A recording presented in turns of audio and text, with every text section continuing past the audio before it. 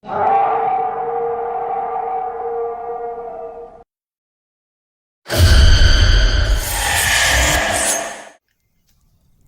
morning, good afternoon, good evening. I am Z, and I am joined by the Nightwolf from the Haunted Hospital. Haunted Hospital. October 22nd, and it is a beautiful day outside. So, we got together to do a couple talking points. Dave, how about you? How was your week? What's going on with you? Well, this week I've been planning on shooting my bow and arrow because deer season's here and fox season's here, and other than that, just love being out in the woods. It's just a nature type of thing. Yes, it is very beautiful. Nice warm couple days leading into fall. And it is hunting season now, isn't it? Mm-hmm. You're gonna get out there and enjoy the wilderness, huh? Be with the forest spirit. I have to. I have to get off my lazy butt and do it because I have this thing where... Yes, you do need a push sometimes, huh? Yeah.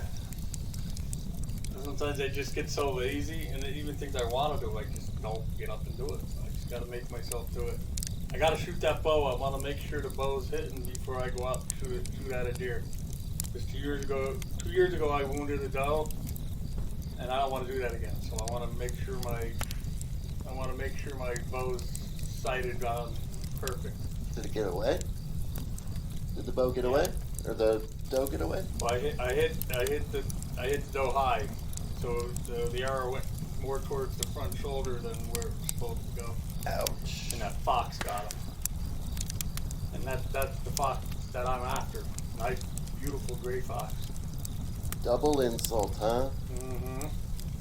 Wounded the doe and the fox stole your kill. And at that time I wasn't thinking about hunting fox. Now I am. I didn't even know you could hunt fox. Yeah, it's a certain season. But coyotes you can hunt anytime. Fox is a certain season, and it just came in on the 22nd. Today. And this the first year you're gonna do the... Well, I did. Fox? I went out once last year, and I didn't get them. This year, I want to go actually do my homework and do it. It's about one. When is the best time to hunt fox? At night. And you can hunt them at night. Deer and bear and regular, you can't hunt at night. But foxes, coyotes, bobcat, like those fur bears, you can hunt at night. Wouldn't the fox have the upper hand in the evening, sundown, dark? Kind of. I couldn't even imagine hunting a fox. I figured I'd never even be able to get anywhere near a fox at night. They're so crafty. You know what I mean? Yeah, well, you gotta get maybe a scent, or you get a screaming rabbit call. I'm gonna try it with just my phone. But there's all these different devices you can buy that cost money. I just want to do it the cheapest way possible. I'm just going to put my phone there, maybe about 20, 25 yards away, put the screaming rabbit sound on my phone, and then just sit back and wait for the fox to come in after the screaming rabbit. Do we have a healthy fox population? Yeah. In the mountains? Or you're after that specific fox? Well, I'm after that specific one, but there's another one that's even prettier. I saw a red one. They are beautiful. About 2 weeks ago, I saw a red fox. Same place I saw the skunk. Would you know it to see it? Yeah. But usually where there's one fox, there's more. They have a den? You find there's probably a den there somewhere. What do they have that you look for? A den or a feeding area or a sleeping? Because I know next to nothing about hunting fox. I'd rather go in their hunting area because I don't necessarily want to kill a bunch of them. I just want to get one just to... A lot of people want to hunt them out. I don't want to do that. They do that with the coyotes too. The coyote's a dog. I don't want to hunt them out. I just want to get one just to say I got one. Interesting. Yeah, I want to get the fox mount like on a log, make it look like it's going after its prey. That's about what I want to do with them. That would be pretty nice. Rewarding. Mm-hmm. Rewarding to track a fox and beat him at its own game. Very rewarding. I like you can hunt them at night because I'm a night person. I hate getting up in the daytime. The sun brings me down. I don't know why. But at night, I'm like... It should be the opposite, too. Yeah. With the vitamin D and the bright sunshine. Mm-hmm. Well, speaking of night energy and rest and all that and being refreshed, have any interesting dreams this week? Not that I can remember, but I had dreams that in the past. I remember some dreams from the past, but lately it's just weird dreams, like just about my girlfriend and real quick ones, nothing major. My dreams have been very specific this week. Not in a wild, out there kind of way. More like past and stuff I remember and recall doing with people and friends or family I used to know. It's kind of like happier times that I'm in a different phase of my life now with the kid and family and all that. I don't do the partying with the friends and the big network of old friends and everything. And it's not just that, but it's also my grandfather. I had a dream with my grandfather in there, and I was real close with my grandfather. And it was one of those dreams where you wake up and you're kind of sad, but you're happy because you got to. It was because dreams are sometimes real. Mm-hmm. Who knows what they are, if they are a different reality or some sort of dimension, who knows. But I was happy I got to see him, and actually it felt like I was with him just a day or two ago when I woke up, but also sad at the same time. So, a lot of dreams like that. A lot of dreams like that this week.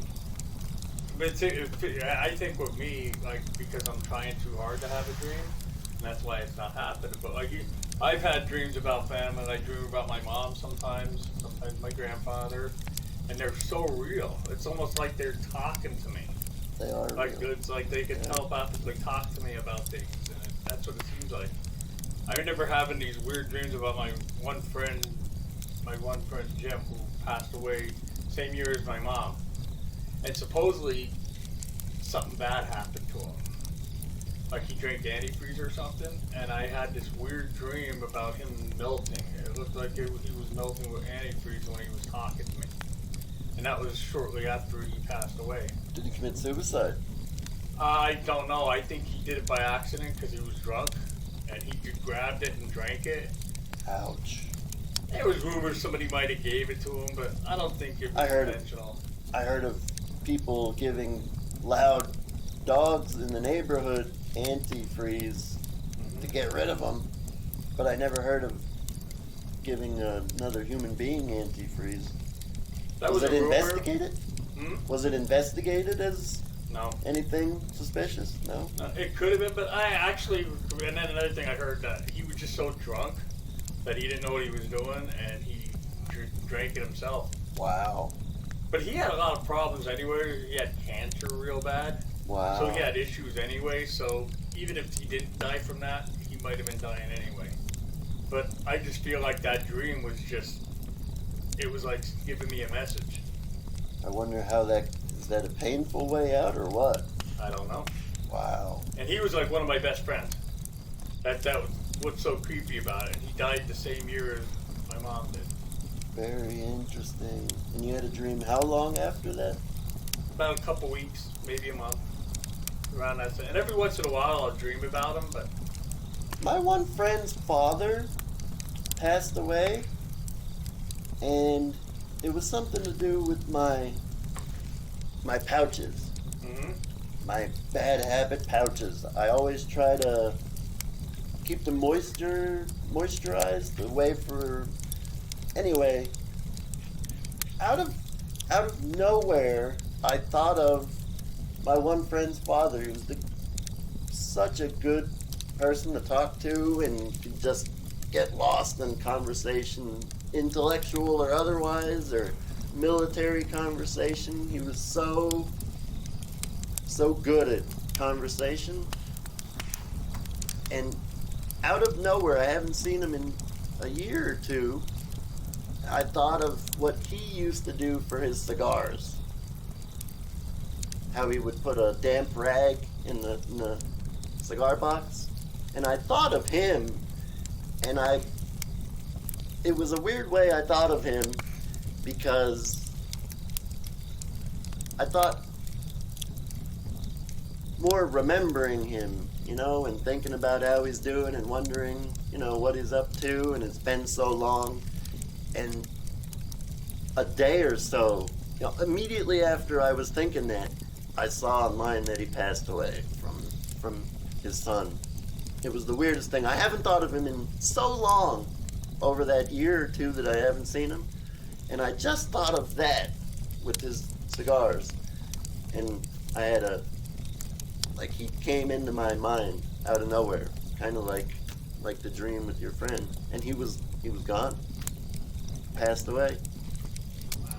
Yeah, so same thing with your friend. Although you had a dream though, so you got to spend a little bit of time with him, even though it was a kind of different scenario. He was talking to me, and it was weird. And all of a sudden, he started choking or something, and he looked like he was melting. And then when he was melting, it looked like antifreeze. Did you know he was already passed away? Yeah, I already knew he was passed away. So that's like your brain interpreting? Yeah, and it was before I heard anything about antifreeze. It was weird, because at first I thought he was just melting, and then somebody was saying he drank antifreeze, and then I remembered that I was like, okay, well, that dream, maybe that's what he was melting, because when he was melting, it looked green, and I couldn't figure out why I dreamed that at first, and then when I heard about he drank antifreeze, that's probably why I had that dream. Dreams are very wild. And it's funny, we're talking about dreams because last week, Nightwolf and I were speaking on what we could do topics on, and we were very interested with dreams. So we've been kind of trying to remember our dreams or have lucid dreams so we could have an interesting dream or two to talk about. And, of course, we're struggling with the dreaming. The brain kind of does it at its own pace. I have dreams in the past, but I think right now it's because I'm trying to dream. Like, I've had dreams in the past that I was a woman. Same. And it was weird, it felt real. It was kind of like a past life. Like, I feel like I was a woman in my past life and stuff like that. Like, I've had dreams like that. And I get getting beat up by my husband and stuff like that. And it's just weird. Of all the wild dreams we've had, even anybody listening knows you have some pretty wild dreams sometimes if we only wrote them down. And that on several occasions I said, from here on out I'm writing everything down. I'll never move this notepad from my bedside. And of course, it just goes by the wayside. I did write that demonic dream down. The demonic dream. Yeah, I have it written down right there, but I don't need to.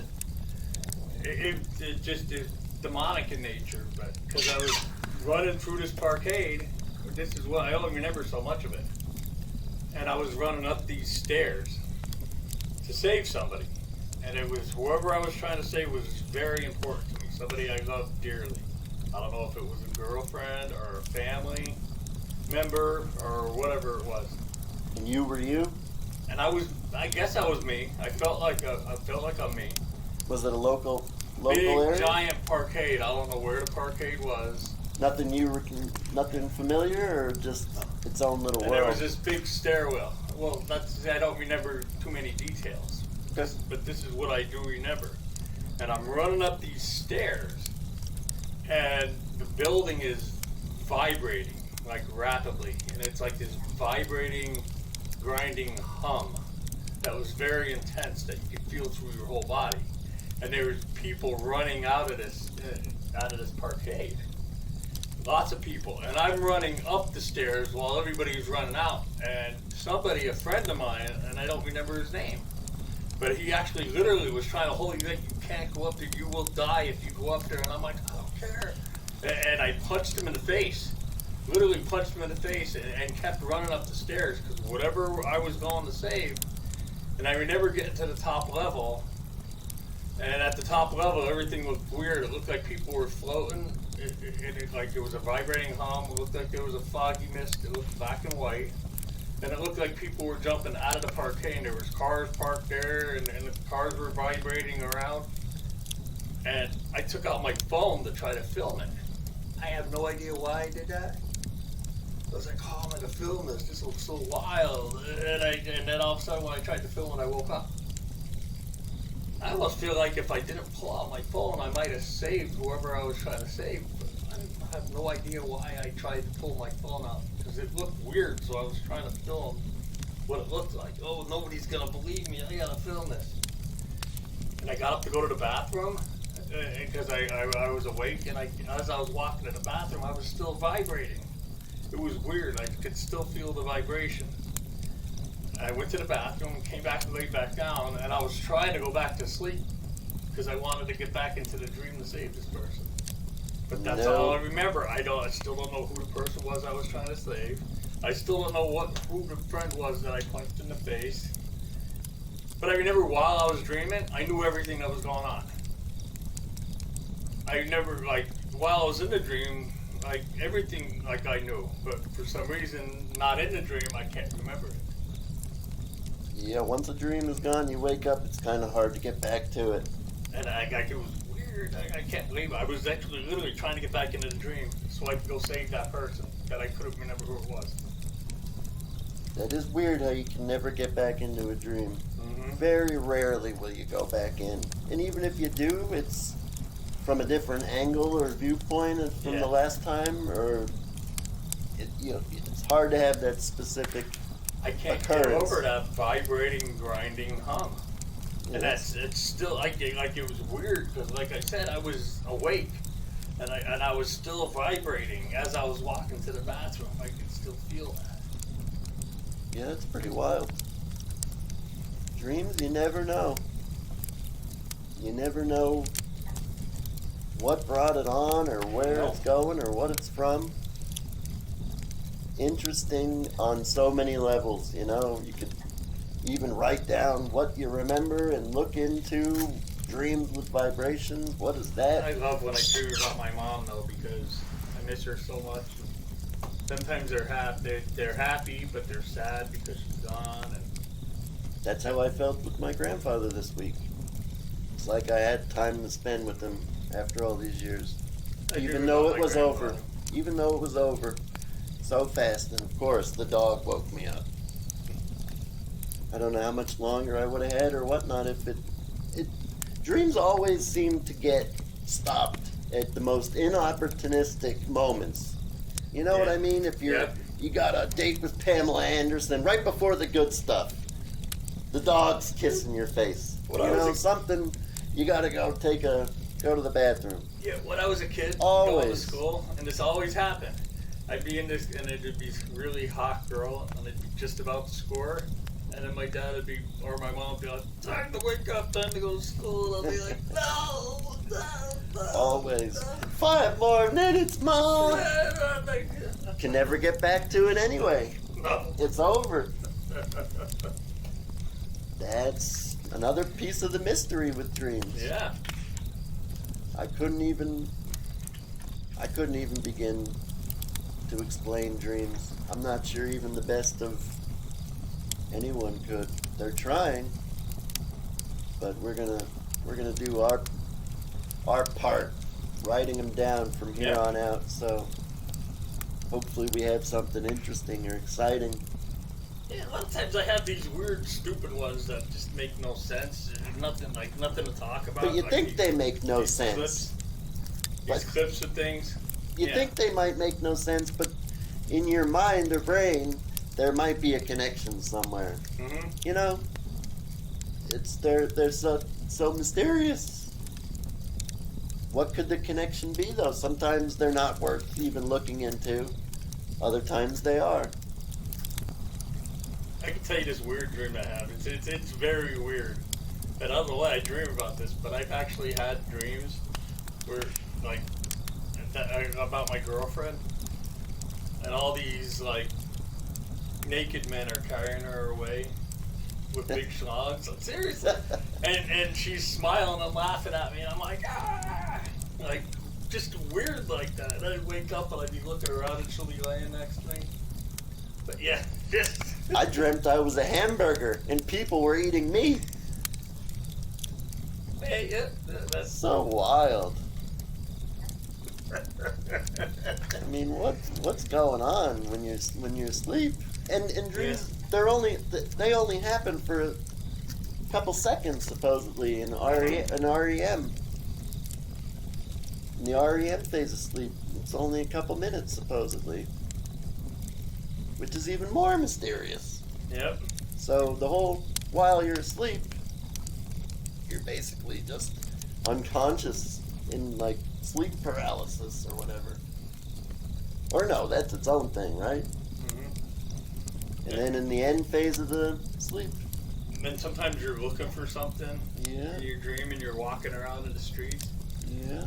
I remember being a kid, being like, or a month or whatever, and you get stuck to the ground and you can't move, and you're trying to yell and you're like, Yeah. and you can't get up with the ground, you can't move.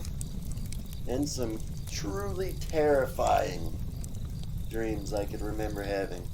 I used to be able to wake up if I was having a nightmare when I was a kid by jumping, like if I'm on top of something, jumping, like if you jump off of something like you're falling and somehow you wake up, sometimes that wakes you up. Like, okay, I know I'm dreaming, I'm jumping off this building. And how you even got on the building is beyond me. But you jump off a building or you jump off of something. You have a thing with heights though, right? Yeah. That could be also.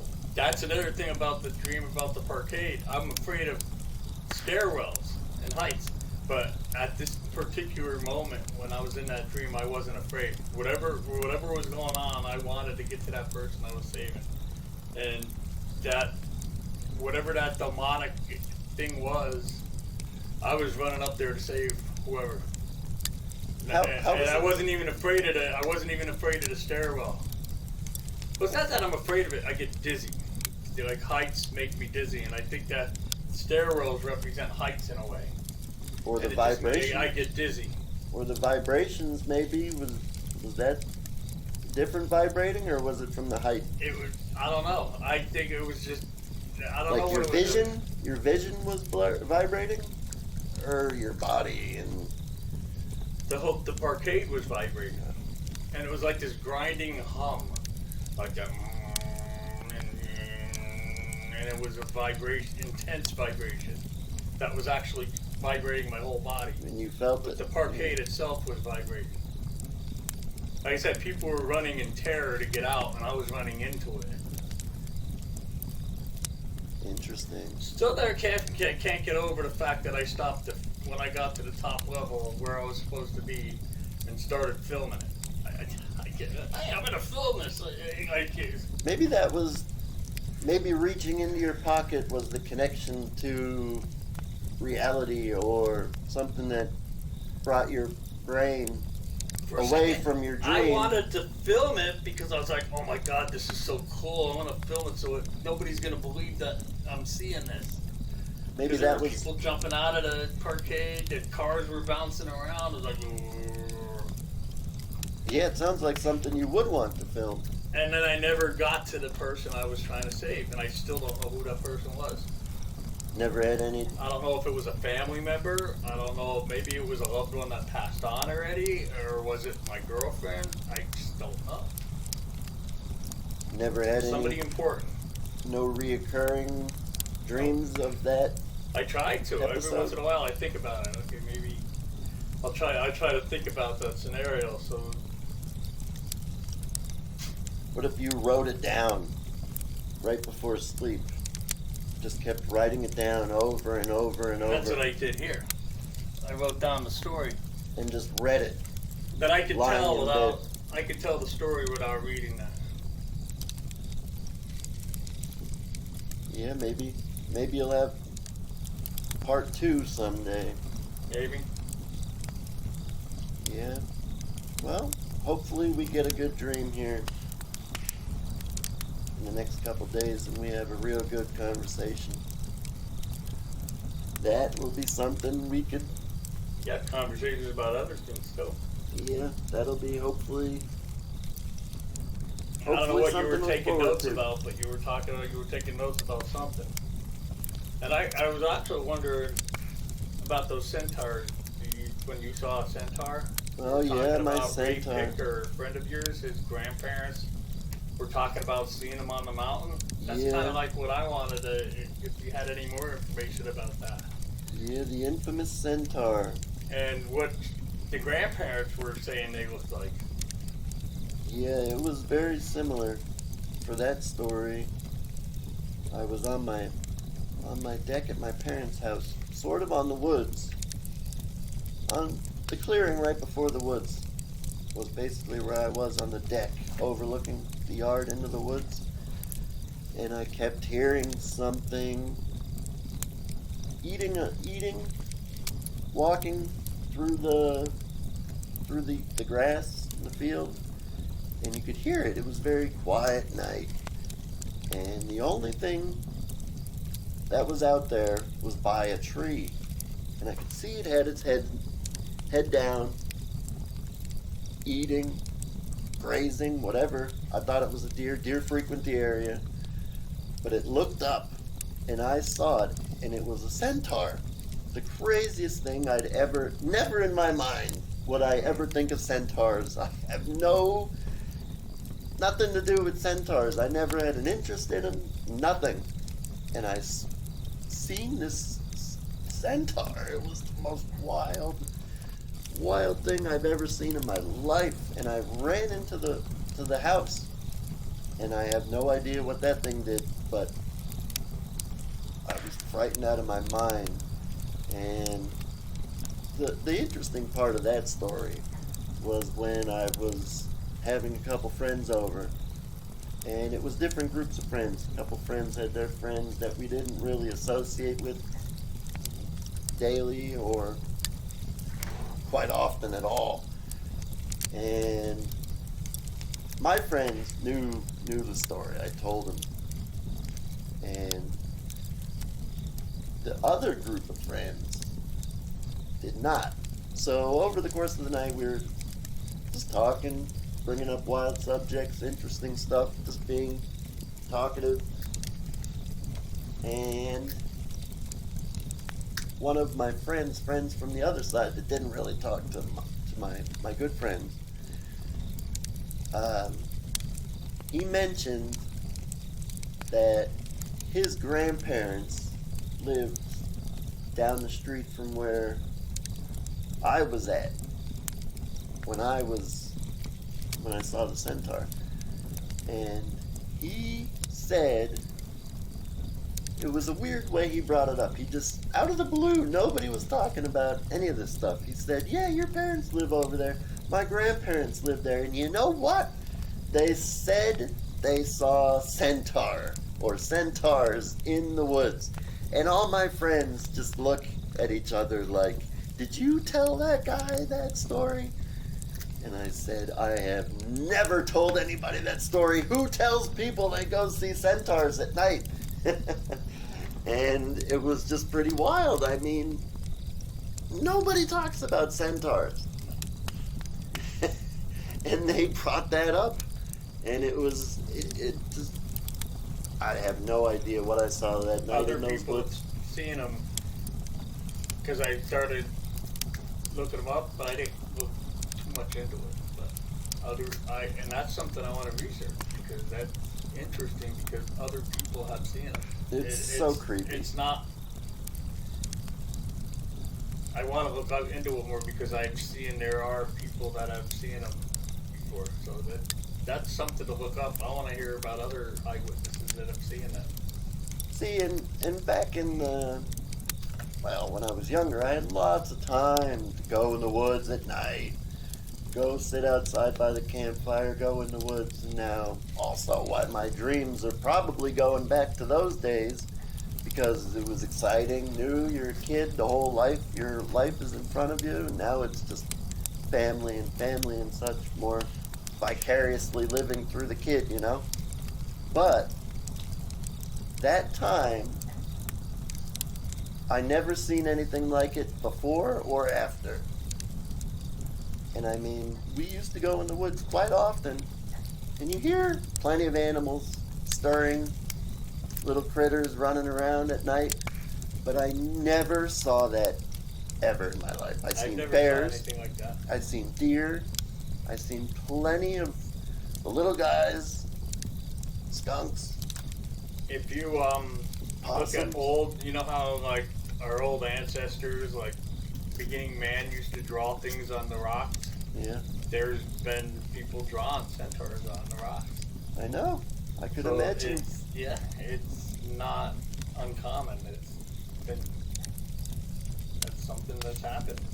Yeah, I can imagine other peoples have seen pretty interesting things before you can't explain, and you don't want to tell anybody because you sound off your rocker. But I can't even explain it. I mean, I saw it. I know I saw it, and I saw exactly what it was. It was the creepiest little thing. I mean, it was little from a depth, like a perspective point of view. The tree was pretty far away. I'd say about 50 yards, maybe. Far enough to be obscure, but close enough to be identified. If I saw a deer or a dog, I would have said, "There's a deer, there's a dog." And it was in the moonlight too. It was just a perfect way to see what it was, just enough to creep me out. It was like my brain knew exactly what that was or wasn't, and it wasn't something I knew and seen before. And it was so wild. I ran in the house. I ran in the house scared out of my mind. Some of the beliefs that dogmen go through portals, so maybe stuff like that go through portals. That's why they'll be there, you'll see them, and then they disappear, and nobody ever finds them because they go through portals, or maybe they go through some kind of time thing. It would have to be because I've been in those woods hundreds, thousands of times. Mm-hmm. I walked them through and through. I could almost follow a path in the dark without even watching. I know those trees and everything about that forest. I know, and there's not much of it until you cross the road and go way up. Yeah. So I mean, I guess there is a great deal of forest back there that it could have came from, and you could never see it again. There's Pennsylvania's huge forest. A weird thing is, areas. I remember an old lady. I don't know if it was a grandmother, an aunt, or a friend of it, but I think somebody was talking about a centaur. I don't know if they said they saw it, but I've heard people talk about them before. Yeah. And it was an old lady. I remember an old lady saying something about a centaur, about a horse that had the man body in the front of it. I'm even sitting here now thinking of it. I see its silhouette. It's like I could vividly recall that moment. You know? But it was an old lady that was talking about it, and it's weird because when you mention that, like, I started remembering the old lady talking about it, and I'm trying to remember who she was. I don't know if it was a grandmother, an aunt, or a friend of my aunt's, or a friend of my grandma. I don't know. But I remember an older lady telling me that story. It was dark enough I couldn't make out any features. I saw the outline, and I saw its torso, where, say, the horse or dog torso, and where the head and neck would be, it was a torso going up, vertical, like it was standing on the body. It was the weirdest thing ever. Did it see you? Yeah, it saw me. That's what freaked me out. And the thing is, I've seen deer in that area. Mm-hmm. Dozens of times. It was not a deer. Never. When you see a deer, I see them there in their little family. What would you call it? Pack of deer? I don't even know. I see herd of deer. With their families. They go off together. That had nothing with it because it was an open field. Just the one tree. And the tree was very large. The base of the tree was probably 5 feet around. It was very big.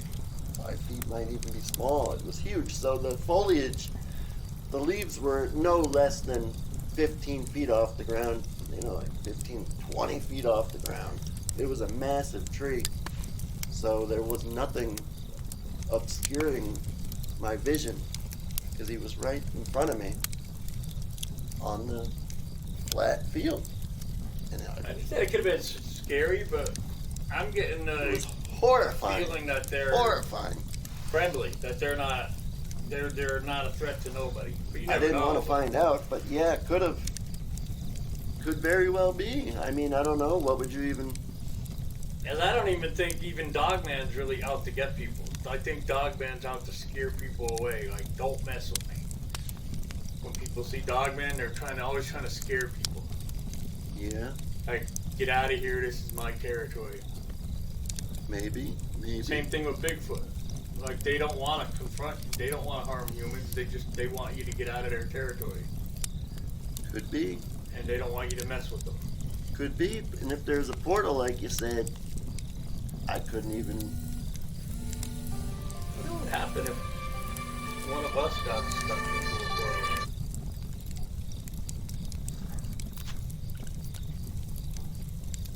Yeah, I couldn't even say with the portal. Sorry, I got a phone call there. Nah, we're good. Okay, yeah, portal, I don't even know.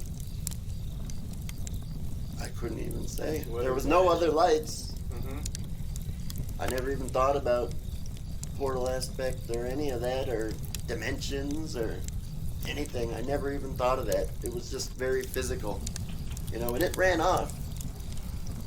It didn't disappear or fade away, or I wasn't dreaming, so there wasn't no instantaneous end. Did it was very... run away, or did you run away before? I ran away, but I saw it.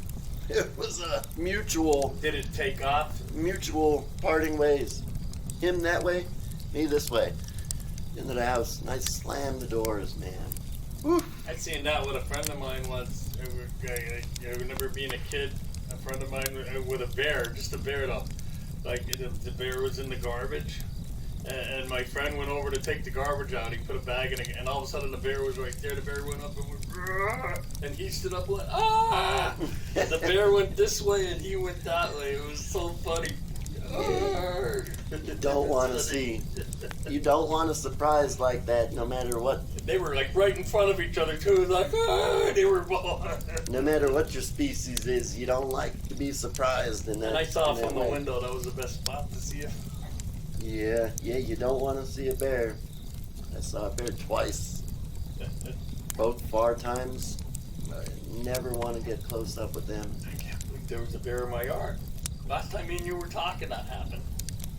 That is pretty wild. My stepdaughter hasn't seen it since, but she's been yelling at me for leaving the dog, because like, I'll put the dog out and put one to the door. Don't do that. I seen a bear out there the other day. Yeah, I mean, every now and then you get a bear sighting.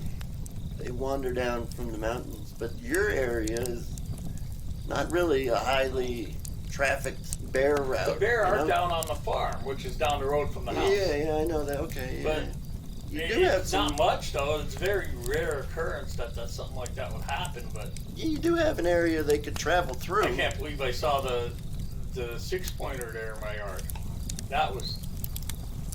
It ran right in front of me. Like I said, when I saw that, the other car was flashing its lights at me. Well, And I was like, what? And then all of a sudden I looked, and right in my yard I seen the buck jump up, and it had a rack. It was 6 foot.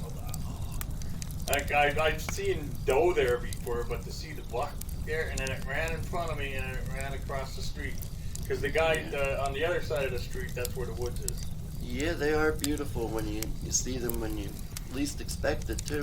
I remember when I was in the military in Bethesda, on the National Naval Medical Facility.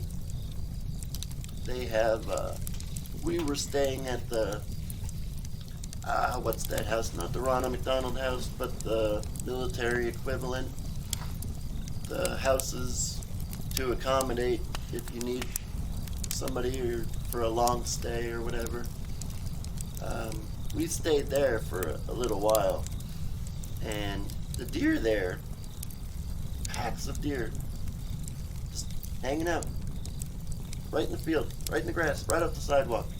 You could just walk right up to them. They wouldn't run off or anything because they're not being chased and hunted, but it's interesting that they hang out when they know there's no threat, you know? Which too bad it wasn't like that here. Me and the kids and the ex-wife, we went to Florida. Give Kids the World Village. Key deer. I also seen them in Florida. Give Kids the World Village. And because we went to Disney World and we went to Sea World and while we were there, and what's the other place in Florida? But anyways, at Give Kids the World Village. SeaWorld? That wasn't deer. Islands of Adventure? Raccoons were coming right up to me. And they were eating crackers out of my hands. I was even petting them. Like, just the wild raccoons were coming right up to us in there. And I was never petting them and stuff like that. And then the one guy came around, and the one security guard came around and they took off. You're not allowed to feed the raccoons. But I remember that then he would leave, and then like about an hour later, I was out there petting and feeding the raccoons again. The weirdest thing I saw when I lived in Washington, D.C., when I was in the military, in Old Town Alexandria, they feed the squirrels pistachio nuts. Pistachio nuts. Those squirrels got a very expensive diet, and it was very, very weird to see squirrels chewing down on pistachio nuts. Nobody around here feeds squirrels pistachios. That was interesting. Here's something that my girlfriend can't figure this out about me. She wants to know how I could love animals so much, but yet I could still go hunting for them. And I think that's something you think about too. Yes, I'm at odds with myself. I cannot bring myself to hunt animals. I mean, I don't like watching them die. I'm a hunter, but I hunt for food. But I do have this thing. I want to get a coyote and a fox just to get them. But mainly when I hunt something, it's for food. And I don't like watching them die. This one time, I shot this fox squirrel, and it was in the snow. And when I hit him, it fell down in the brush. And I'm crawling through the brush to get him, and it wasn't dead, and he was squawking, and I couldn't even get to him. He was like, and it actually was heartbreaking. It actually made me cry because I couldn't get to him because it would have bit me if I stuck my hands there by him, and it was crying, and I couldn't kill him. Usually when that happens, I would go over and when I'm squirrel hunting, like what my dad used to do, he would crush his head with his boot to put it out of its misery. But I couldn't get to the squirrel. And it was what a beautiful fox squirrel. And I couldn't get to him. And I was under the brush, and he was crying right in front of me. And that actually put tears in my eyes. I couldn't stand that. I don't like seeing him die. Yeah, I don't like seeing him suffer. Some people are pretty heartless when it comes to finishing off an animal. I can't, I can't do either that. their kill or their pet or anything. Yeah, me with hunting, I have a 2-minute walk to the grocery store, and I get my food there. If that Squirrels 2-minute walk... I ate them, and I had the fox hide. I still might have the fox hide somewhere. I don't know where. It's one of the things I lost over the years, and that was a beautiful hide, though, because it was a beautiful fox squirrel. Yeah, I use everything. I don't kill things for nothing. I'm very animate about that. Like the Native American tradition, if you hunt something or you kill something, you eat it and you use everything you possibly can with the animal. Most definitely. If my 2-minute walk to the grocer one day had no more food on the shelves, my 2-minute walk to the grocery turns into my 2-minute walk to the hills. And yes, I will hunt food. Squirrels make good. And here's another thing, but I like squirrel rabbit stew. But my stepdaughter is forbidden me to hunt rabbits because she loves rabbits. They are cute Trying little to guys. forbid me from doing it. Almost all of them. Because I like rabbits too. Like, you know what's weird? If I'm living somewhere and like, say there's deer in my yard, and if I become friends with deer and I'm feeding them, I won't be able to shoot them. Exactly. I would have to go somewhere else to go hunting. Because if I develop a connection with an animal, I'm not going to be able to shoot them.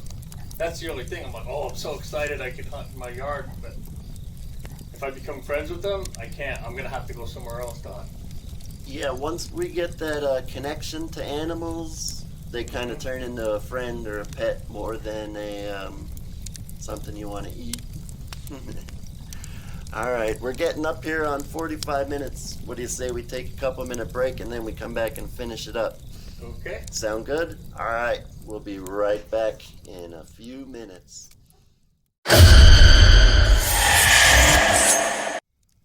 And welcome to another episode with Z and Nightwolf coming to you from the Haunted Hospital. It's a beautiful Saturday, October 29th. It seems like I'm always saying beautiful, but I guess we have a good couple. It is beautiful out. Yeah, we had a good couple days there.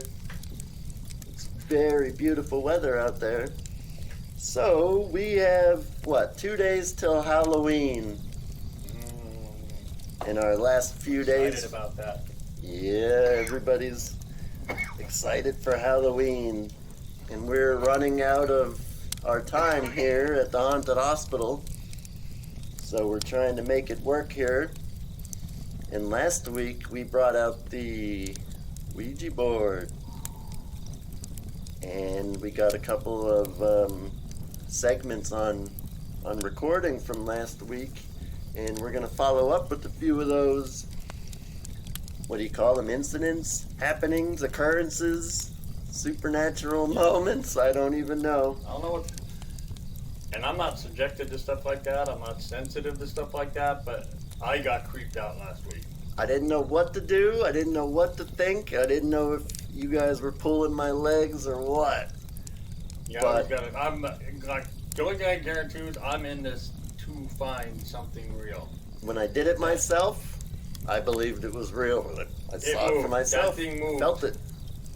It did move. And it kind of did what you... And it kept going goodbye. It was like kept trying to get rid of us. It was like we kept... That's a mutual feeling. Wanted to keep pestering it. That's a mutual feeling. I wanted it to be there, but I didn't want it to stay for too long. Yeah. So I'm kind of happy with that outcome. But we had a good, 30 minutes? Mm-hmm. With activity? That was enough for me. Most of it was between you and Hunter. I creeped out because I told whatever it was, and I guess he called himself, I'm going to say it, Zozo. And I told him I wasn't afraid of him. And I was getting chills down my spine telling him that. Yes, we did not reveal the name last week. I was a little on edge. I didn't know if that would have been a bad idea or not. So we'll say that again for everybody that was listening. Yeah, Dave, go ahead. Spell that. Z-O-Z-O. And that would be... Zozo. And who is that? The Ouija board demon. Supposedly he possessed a few people. And he kills whoever summons him. I didn't even know that.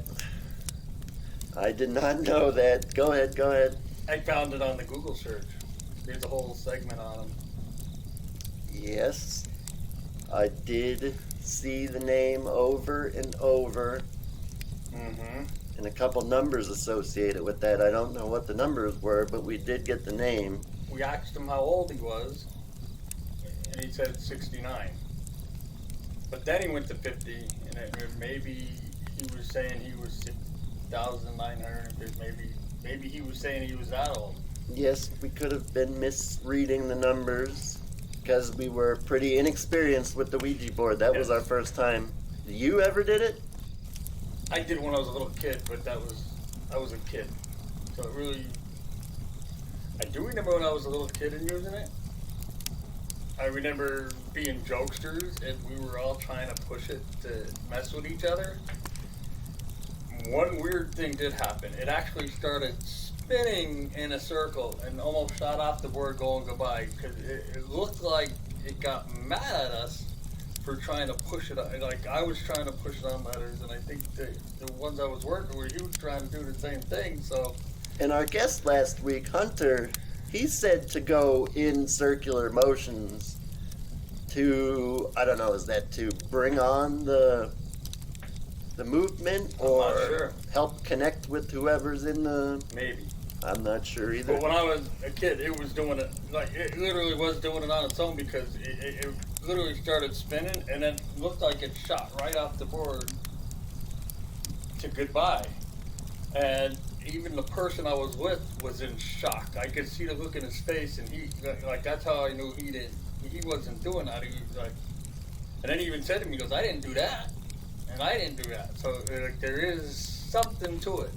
Well, hey, look, when we all three of us did it last week, and we were kind of fudging where our hand should be because we were in complete darkness, and I can say for certain, and everybody else felt it as well, that handpiece shot right out of our hands. That moved quick. Isn't that when you lifted your fingers off? That was when I lifted my fingers, because we kept bumping into each other. So we were doing it incorrectly. I felt it. It felt like it jerked, and it only looked like maybe an inch. But that thing was fast. I did it just like, I don't think anybody could have moved it like that. No, that was like going completely opposite force of the way we were going, because we were trying to follow it. Gentle touching. And it shot the complete opposite way. So, absolutely was none of us had anything to do with that. That was pretty simple to understand. But that relates to your first time experience as a kid. You said it shot out of your hand. And here's the thing, and this is, I'm looking to find something real. I don't want bull crap. I want something real, and that's why I'm challenging these things. I got creeped out, and we'll probably be able to play those clips somehow for you too, but it's literally like it went to MOM. When it did that, for some reason, I got the biggest chill down my spine, and it was very weird. I felt something. I think there's more feeling in this, but the feeling I got when that happened, I don't think I've ever felt a chill down my spine like that before. Yes, that was like. And for those that are wondering what we're talking about, last week our episode wasn't really an episode. It was more just recording our experience with the Ouija board. And we did it in a closed hospital in the actual morgue on the slab. It's actually an abandoned morgue. It's a janitor's place, but the table where the bodies used to lay on is still there. Yes. Where they drained them or whatever they did with these bodies, it was in there. So, still there. You had the mom and the feeling with the mom? I'm shaking now just talking about that. That was, like I said, I'm not sensitive to stuff like this. So this is, when I got that chill was real. And you have bad feelings in the morgue when we just walk in there. I've had bad feelings in that morgue the whole time I was working here. And we both had bad feelings in that morgue, actually, because we both mention it every time we go in there. We do not like to be in that room. So go ahead. And like we mentioned before, I remember, and this is before I believe you were working there. This is before you were working here. I remember going in there. Oh, you might have been there because I think you were with us. But you weren't there with me. But I went in there and everything was calm. Like we were gonna have a nice, good day. And I went in there and I started trying to read the Latin on the board.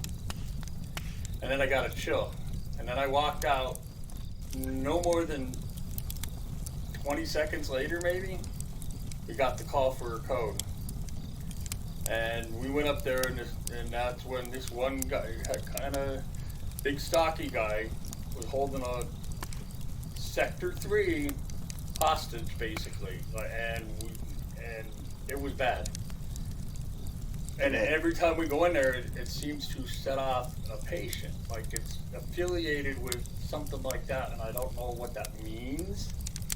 Nightwolf is referring to the mental hospital. Every time he goes in there, it seems like we have some bad situation that comes out of disturbing that specific room. And along with the bad vibes you get from going in there, it seems to be across the whole hospital facility. Sector 3 to be precise, too. That's always the bad one, yep. That's where it sets somebody off. That's always the bad one. It seems to be full moons. Lots of incidents come out of the hospital in the full moon. Going in that room with that Latin phrase in there. Technically, it's called adultery.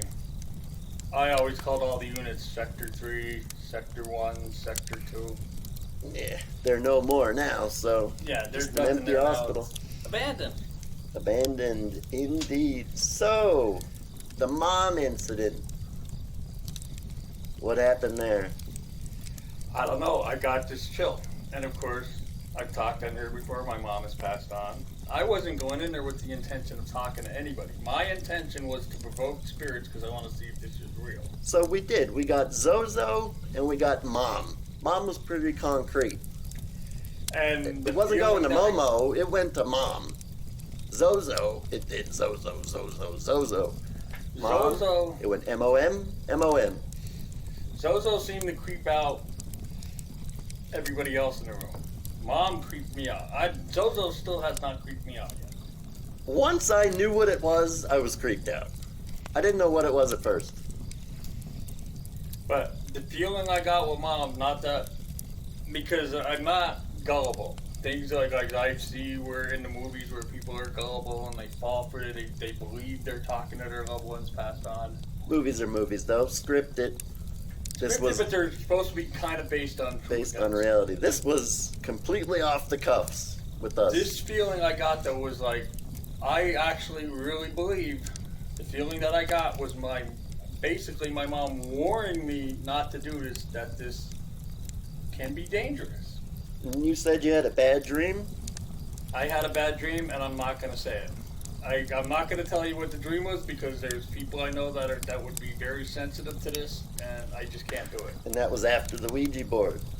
That was the same night after the Ouija board, and I actually believe if I repeat the dream in here, it could actually maybe cause it. So I got that feeling about it, so it's not something I'm going to talk about. Gotcha. And we had a couple strange incidents when we were doing the board. We had your light turn off. Light turned off. The light in the morgue actually turned. There was nobody over there to flip that switch. Nobody was over there to turn that off. Light did turn off. And then when I got up, I flipped the switch on, so that switch was flipped off. It didn't come up, right? And that was weird. Nobody was over there to flip that switch down, but it was flipped down. We had something drop on the floor right next to our feet. I heard it. I heard it. I didn't hear it very loud, but I heard it. Nothing was there when we turned the lights back on.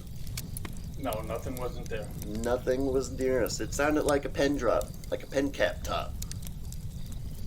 Nothing was around us. If anything did fall that was around us, it would have been very heavy. Yeah. Easily identifiable. There it was.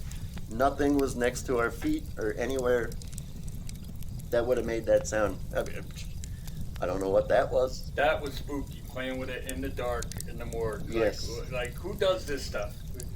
Imagine somebody like catching us and going, "What's wrong with you people? You're in a dark in an abandoned morgue, in an abandoned mental hospital with a Ouija board, an authentic Ouija board, may I ask. This isn't even one of those generic ones. This is an authentic Ouija board." Yes, that was not the brightest moment for me. I I don't want to even do that myself, but I was in the mood for some reason. Remember when we came back and that guy was in the hospital that you were talking to? Yeah, yes. I Somebody saw the was look in on his hospital. face. I was hiding around the corner. I had my black hoodie on and my black hoodie up, and I'm standing there with the Ouija board, trying to hide from him. He came around the corner like you were talking to him, and he came around the corner because he was going to walk out, and I was standing there with my dark hood on and the Ouija board, and he gave me the weirdest look. I think I shocked him. I'm But sure he's we okay, all but shocked him. I think when he came around that corner and saw me standing there with my black hoodie on and standing there with a Ouija board, he's probably like, oh. He was definitely shocked. He came here looking for psychiatric assistance. Yes. And he saw me physically speaking with him, and he turned the corner and saw all three of us. Yes, that definitely caught him off guard. He's probably thinking, what are these people? Who's that guy with the black hoodie and the Ouija board? That caught me off guard. That was so weird how we just happened to be there after we're doing the I Ouija actually board. think I sent a chill down his spine. Cause that had to be a little bit creepy, like, cause I was hiding. I wasn't trying. You and him were talking to him, but I was hiding, and he just came around the corner, and I was like right there, and I think I shocked. He didn't even know I was there. Oh my God. He could join us with the shocked feeling from last week. And what else happened last week? We had the M on the floor. A little wooden, M was on the floor. a little tiny M. Like it was wooden, like the kind of alphabet letters you stick on a refrigerator, the magnet kind, but it was small wooden M. Not a W, an M. It was not on the floor when we walked into that place. Because I looked down at my hands holding the keys to enter that door. When I saw it, all I did was like brush it off. I think all three of us I did. saw it and I went, that's weird. I think all three of us. I just walked away. I didn't want to pick it up. I didn't want to touch it. I just walked away from it. All three of us saw that, kind of mentioned wasn't it, picking and that then, up. okay, let's go. I don't think anybody brought a letter M to drop on the floor.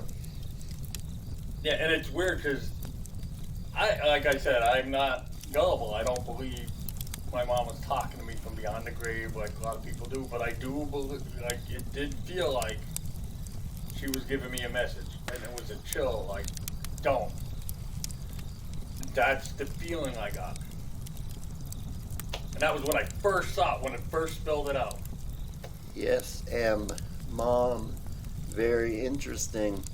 And our guest last week reviewed the recordings that we took, and he said he heard noticeable yes or hello answers to our questions while we were doing the Ouija board. Yes, and I have heard them, but I have to go back and listen again. I want to listen to it a few times. Yeah, when we get the equipment to properly do this stuff, we're gonna have little equipment to play back our True. findings. Right now we're learning, and this is our beginning stages of learning what we want to do, So I do know. we're in the learning process right now. Yes, but we do have that recording. We just can't play it back at the moment. So we will check that out and explore those findings in another day. And we also have some equipment from our guest, Now, who is possibly joining our podcast crew here. show tomorrow. We do have an upcoming show tomorrow. A ghost box, I think he called it. Yes, that'll be very interesting. I'm kind of excited to see what he brings. I'd like to use that on the morgue and then go up to Sector 3 and try it out. Yes, and it's Halloween Eve.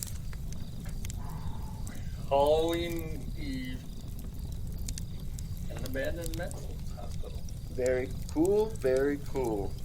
We'll see what we get out of that. That should be very interesting. And about the hospital. This hospital was the first hospital in the area, I do believe, and it was a 3-story house, and it opened up in 1912. It had 15 rooms, and I think they had 10 beds per room, so it was quite a jam-packed little house here. And it got so much usage out of the residents from the area, only 16 years later did they realize they needed a bigger facility, which is what we're in today, minus a renovation or two. Yeah. Yes. In 1928, this building we are in today was constructed over the initial 3-story house, which was the West Side Hospital. So, from 1928, it was a full-on hospital, and it ran as a hospital until 1992, where it was then put to use as a mental rehabilitation facility. Where we worked as security guards. Yes, not the most That was fun a lot job of to fun. be. Lots of stories there. We could fill up shows on those experiences alone. I swear there were people we were dealing with that were possessed. Could have been channeling energy from this. Yeah, some people, there's feelings that I get, and some people, and some people are just a little crazy. They're on some kind of drugs. But there was one person in particular. We're not allowed to give names, and I would never do that. But there was one person that actually looked like he was possessed, and I was getting a feeling from the person like, this is different.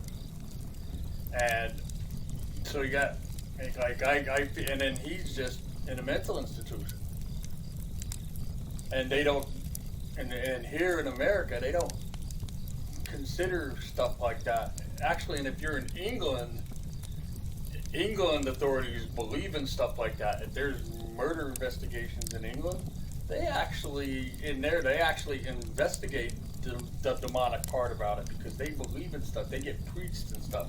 Here in America, they don't believe in stuff like that. Yeah, I never saw anything. To throw in there. I never saw anything from that aspect with the people that you're talking about, but I did hear the schizophrenics or the whoever off their medication and they come in here full-blown episodes. Mm-hmm. And I heard the ramblings, and they really do seem to be channeling something from somewhere. Yeah, Where do they get those? Not all of them, but some. There's certain ones that you could actually pick up on that. Yeah, you can. But they don't treat for that here. They just think they're crazy. Now, I mean, like I explained, if we were in England, they'd be looking into that because they believe that the authorities believe in that in England. Yes. Short, simple, easy diagnosis. Crazy. Mm-hmm. Why look into it any further? Mm-hmm. It's an easy way out. I agree there. And another thing we were talking about, this hospital was the first in there. I do remember when I was younger, my mom telling me this is one of the first hospitals in the area. My mom worked here as a nurse. Not only was I born here in this hospital, my mom worked in the nursery in this hospital. Interesting. Throughout the 70s. She used to work, I remember being a young kid, she worked here through the 70s and the 80s before she got sick with cancer. And she used to tell us stories and stuff. But yeah, she loved taking care of the babies though. That was like, she said even though she was overtired all the time because she put in overtime all the time, she loved working with the babies. Some people are very good at it. Some people are just very good at taking care of people or children or babies. They have a knack for it. And about this hospital, did you say you have some information regarding? And then that's another thing with this. And also, Sector 3 is where the nursery was, between Sector 3 and Children's up there. And the adolescent units is where the nursery was. But this, I want to tell you about, I looked up and I found a doctor who worked with babies. Again, the doctor's name was Dr. William Hazlitt. I guess that's how you pronounce his name. He practiced from 1942 to 1978. He was the head of the obstetrics department of the former Memorial Hospital. He eschewed standard birthing practices. He embraced naturalistic approach to delivering babies, which included allowing them to give birth in a simple hospital room and immediately placing a newborn on its mother's chest shortly after birth. He found it ironic that women had to fight for their right to give birth naturally, because before World War II, babies were delivered at home and the mothers were administered no drugs at all. Yeah, with the wet nurse. Yeah, like they were delivered at home, all the pain and everything, and they weren't delivered at hospitals. And he saw an unsedated mother beat her newborn, and I guess he felt bad about that, and that's why he went and changed all this stuff. Okay.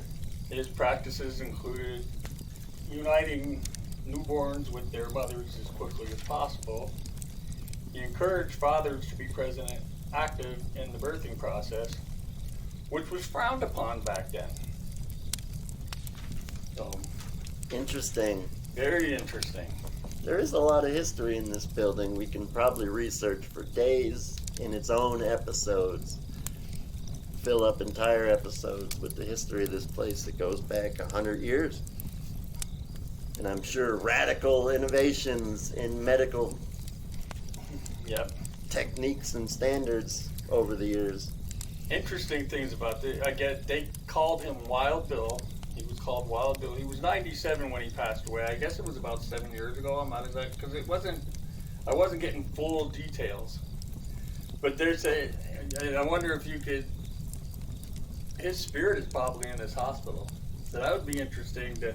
They said he used to bowl in the hallways of the hospital.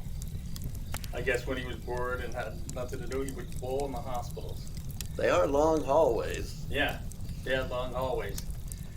And this is something he wanted to change. And this is a weird thing. He was very, I don't know what the word to use, kind of very entertaining person, I guess, but he wanted to change the medical arts building to the medical farts building.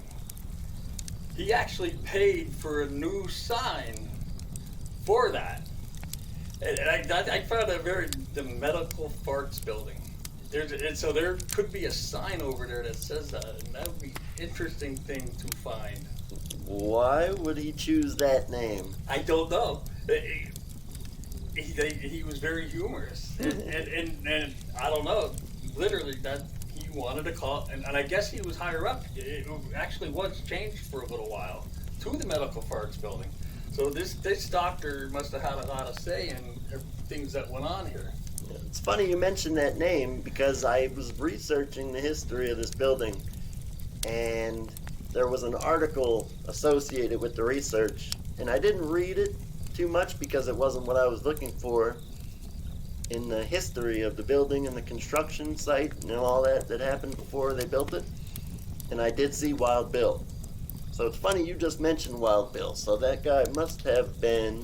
He might have delivered us as babies because he was working here at this time, and he set all that up. He's the one that actually brought it to this area where the babies could be handed to the mothers after birth, because they weren't allowed to do that before that. Yeah. Or he was at least in charge of the doctors that might have delivered us. But that'd be interesting if he actually is the one that delivered us. Very interesting. Well, we could see who we find. I guess we have a couple more questions we could fire at the Ouija board next time we go and do that. That's interesting. We have more history, we have more names, we have a little bit more understanding of the building. Yeah. So, we'll have more questions to ask. Very interesting. Yeah, even though I'm creeped out, I still want to conduct my Ouija board experience. Yeah, well, we still have access to this building. Mm-hmm. That's one of the reasons I want to proceed and do another go at this Ouija board stuff. Because honestly, I didn't even have any questions or anything. I didn't know what to ask. I kind of didn't know what to ask a Ouija. The only thing I wanted to do was challenge it. Like, I even told Zozo, I am not afraid of you. I told him, you don't want me on the other side. If you take my life, I'm coming over there and kicking your butt. I think you were reserved because you know how much I was reluctant to get involved with this stuff. And I think you were holding back your questions and challenges out of respect for me and Hunter. But as if you remember the last podcast, I actually want to do all the 3 no's that you're not supposed to do with a Ouija board. You do, and I'm pretty interested in that stuff. But if it's me that's there, I'm not sure if I really have the same interest. But now, I don't want to follow me around. Because of what happened in the morgue and the thing it spelled out, I'm having second thoughts on it. Not for me, because I actually believe these spirits could get attached to me, and I'm afraid of them going after somebody I care about. That I do not want to do. Because you need a partner. I will hate myself. You need a partner for the Ouija board. Yeah. So you have to find somebody willing to take that risk. Somebody that, I don't know, because I care about everybody, so I can't say somebody I don't care about because I care about everybody. Yeah. Anybody that knows me knows that.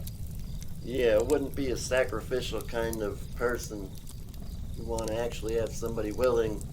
Although, I would sacrifice child predators to it. Just saying. Yeah, but we're not going to get a child predator in here to help us with the Ouija board. No. Don't give me ideas. Yeah. Put them to good use. Not necessarily a child serial killer, maybe. You don't know what we'll find in here. They're probably in. Maybe that's the hauntings that are haunting. You never know who can be serial in here, killers. Spirit-wise, that we're finding. Especially here. I think my repertoire is going to open up for questions to ask next time on the Ouija board. That's a good idea. I need to write down some questions. Instead of just thinking about how I'm going to challenge, I should actually come up with some serious questions. Well, I want to get past more than, are you here? Is somebody here? Can you show us a sign? It was very generic. And the most, I'm not afraid of you. Yeah, we really got to get involved in it here. Yeah. We have a couple more topics, questions, history. We are learning. So we're going to see what we could do this time with a little bit more experience. And it's a good night. Very good night. Halloween Eve. Tomorrow's Halloween Eve. Yes, and we are going in with the equipment and the Ouija board. So who knows what we'll find tomorrow. It might be a Wild West of Ouija board. Yeah. Who knows what can happen. Hey, and I was warned not to do it, but if somebody made a joke, if you got somebody that's afraid and somebody else that is an instigator and somebody else that doesn't care, that's not afraid of it, they'd say that's a bad combination. Well, I'm reluctant. You got the reluctant one. An instigator and somebody that's not afraid of anything. Bad combination in a morgue with a Ouija board. I asked a couple people in my family if they ever used the Ouija board, and the one thing you said last week was you didn't know if spirits were messing with you. It was funny, I asked my father. He said the same exact thing. I don't know if they were messing with me. And they spelled out his name and his father's name. So he asked for the middle name, and he didn't get one. So he too also was thinking possibly maybe they're messing with him, like you said with your mother. They do. Now the movies aren't real, but there's truth to the movies where they show you how the demons mess with you, and technically they're based on true events. And even though the movies aren't real, this is stuff that has happened and supposedly has happened. So yeah, spirits manipulate you and make you think you're talking to your loved ones. Why does it have to be demonic, though? I read that last week after we researched the name. It's demonic. Why do we always find demonic people or demonic spirits? Why is that? Can't they just be... Well, demonic, I believe, demonic spirits are ones that are either hellbound or they're possessed by evil entities. That's where the demonic stuff comes from. If they're not demonic, supposedly they're at peace and they're supposed to be with the loving kind of end of the spirit world. That's what I'm kind of leaning towards. The more friendly ghosts, spirits, My favorite energy. spirits are the natural spirits. What I believe, spirit of the earth, Mother Earth, Mother That's Nature, what I would like to get. the spirits of the trees, the spirits of the sun, the spirits of the moon, out in nature. That, to me, that's my church, and that's what I believe in. How come we got Zozo? That I don't know. Maybe because we're in a morgue where lots of people, you don't know who went in there dead. I heard there was mobsters that were dead in this hospital. But on the other side of things, they didn't physically die here. I mean, people have died here, no doubt. But in that specific room, they were People just... were brought there already dead, maybe. no energy vassals. Or you know what people I mean? were, like, people Just have the been body. shot, and they brought them here, and they might have still been a little bit alive here, and their spirit faded away after being shot. That's the tricky part, though. We are in a old hospital, abandoned hospital. While we were in the morgue with all that, related to death and all that, but they were already dead. Be the heart of everything. The hospital also has its own history of people. There's got to be more than that, though. We could have a small morgue, but maybe morgues aren't supposed to be that big. I don't know. Probably for the time, they just moved them in, moved them out, claimed them, shipped them out, Yeah. It is small, but it serves its purpose probably for 100 years ago. You even said the smell is still there. That's the distinctive smell that you cannot get rid of. Yeah, I said formaldehyde. That is. And it's not the smell of maintenance equipment. No, it's formaldehyde. Now that he mentioned it. I've smelled janitor rooms. They Oh, don't. no, yeah. This is. Yeah, it doesn't smell anything like that. Okay, so also on the spirit or ghost stuff, my brother was renovating his girlfriend's house, and lots of sanding, dust, wood, fine dust, like covering everything. And one of the things they had moved away was one of the larger mirrors that you would put on a dresser. Yeah.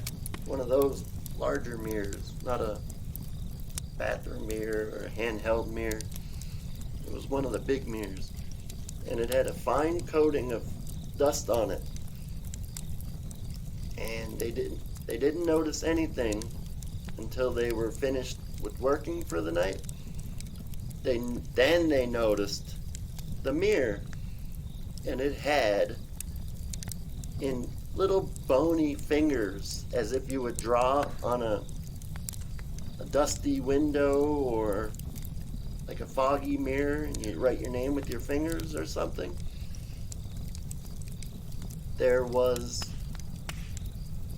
letters drawn into the mirror, and they took a picture of it.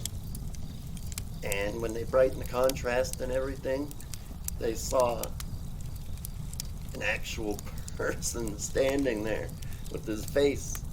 It was the creepiest thing I ever seen. So I'm gonna have to get a picture of that. We could post it along with the show. Nice. Yeah, but Yeah, we could post all kinds of pictures. stuff does happen like that. That creeped me out. Not with the orbs. You know, some things happen in pictures. You can see an orb, or there's a silhouette behind somebody or something. This was an actual physical drawing in the mirror, followed by a face. A face was in the picture. That's the most wild thing I ever saw, and I'm not really I'm skeptical, but I believe plenty of things happen. And I've seen it. I've seen them happen.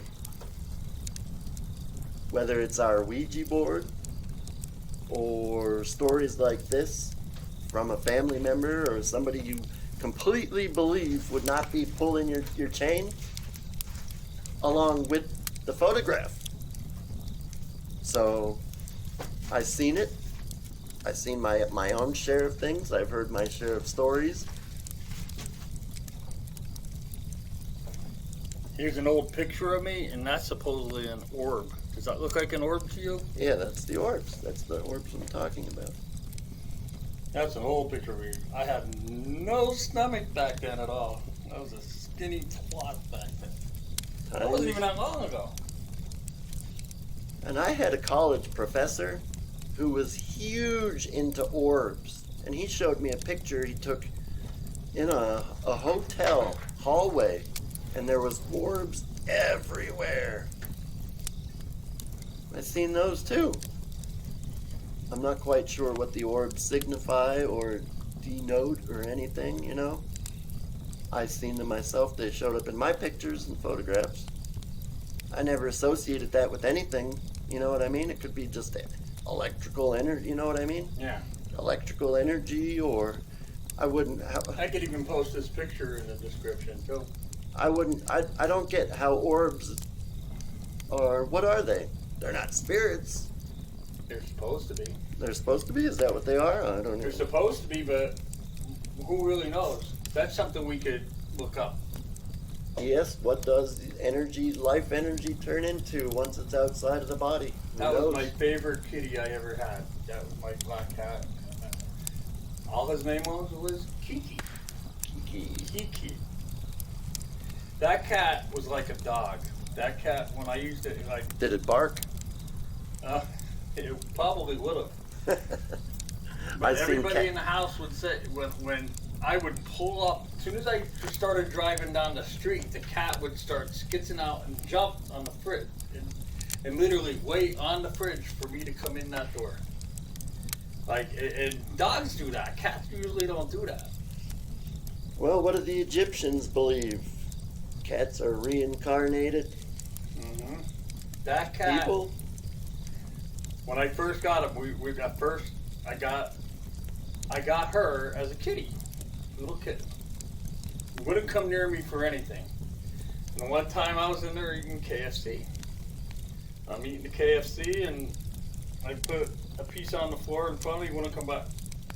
I put it a little bit further away, and she came out, grabbed it, ran back in the room and ate it. Then I put another one out, a little bit closer to me. Came out, ate it, and ran back in the room. And then I was holding it in my hands, and the cat's lit. And she's like, and then she slowly came over, grabbed that out of my hands, and ran the room. Then she came out, and I gave her another piece, and she stayed there. And then I started petting her, and we were best friends ever since. Yes. For years after that. Cats and dogs and humans have that attachment level. It's hard to find in other humans sometimes. I really miss Kiki. That level of connection in animals with humans is very interesting, no doubt. Okay, so what we have on our agenda, we are going to further explore our Ouija board experience from last week. Yes? Yes.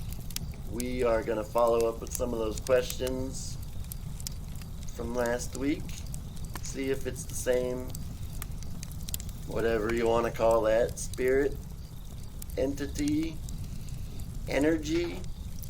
We have some equipment, electromagnetic, something. I don't know. We'll have to see what that is. So we have some equipment. We have a Ouija board we're going to follow up with. And that will be our Halloween Eve show with a couple other sleep stories, ghost stories, and whatever other interesting issues and topics we find. And I believe we will be accompanied by our guest for tomorrow. And that would be nice. It's always good to have a guest. Yep, so we'll see what we get out of that tomorrow, and some pretty interesting stories, so I'm pretty excited. Ghost stories, right? Ghost stories, he has a lot of sleep stories. And we can talk about dreams, sleep paralysis stories, that sort of level, and he keeps a good log, so he's going to be an interesting... Yeah, I had a weird dream. That'll be our tomorrow, so we'll find out what exactly has been dealing with. That'd be interesting. Yeah, he's got a lot of cool stuff, so we'll have him on tomorrow. So, seems like that's about it for this episode. We're going to go get ready to do our second trip to the morgue with the Ouija board. And we're going to prepare for tomorrow with our Halloween Eve show. Anything else you want to add in there, Nightwolf?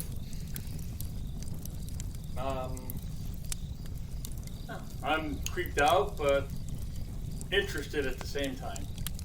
We will go in here equally creeped out, because I am just as worried, if not more worried this time than I was last time, because now I know it's real. And I wasn't creeped out before. And me saying I'm creeped out. I heard your breathing, man. I heard it. I knew you weren't joking around. And when I seen it happen for myself, when we did it together, I knew it was 100% real. So this time we're going to go in with a different mindset, and we'll see what we can get this time. Sounds good to me. Sounds iffy to me. But yeah. We'll see what we get out of this. We're tempting fate. Something like that, I agree. Maybe we'll unlock the depths of hell. Tempting something, that's for sure. All right. Maybe we're doomed. Thank you for listening, everybody. We will follow up with you tomorrow on Halloween Eve. Have a good night, everybody. Take care. Thanks for listening.